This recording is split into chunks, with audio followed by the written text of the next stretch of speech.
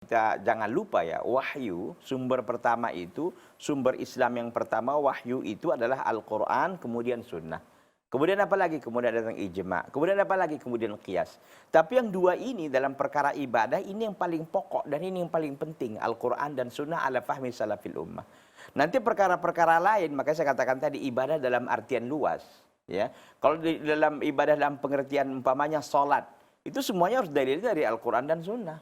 Ala pahami salafil ummah tentu sebagaimana dipahami oleh para sahabat. Tapi kalau nanti terkait dengan lain, itu bisa nanti masuk ke dalam ijma, masuk kepada qiyas, dan tentu bahkan nanti di sana ada lain-lain lagi, ada masalihul mursalah, ada lain-lain. Itu semuanya terambil rujukannya kepada Al-Qur'an dan sunnah itu.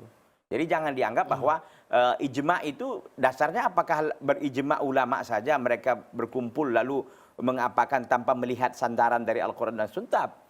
Al-Quran dan Sunnah itu tetap menjadi sandaran dan landasan mereka berijma.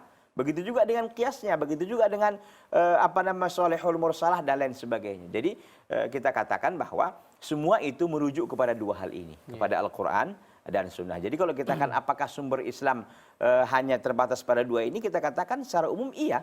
Tapi apakah nanti yang lain-lainnya itu datang, tetap bisa jadi ada, tapi tetap ini semuanya merujuk kepada sumber yang dua ini, yaitu Al-Quran dan Sunnah ala fahmi salafil ummah. Wallahu ta'ala.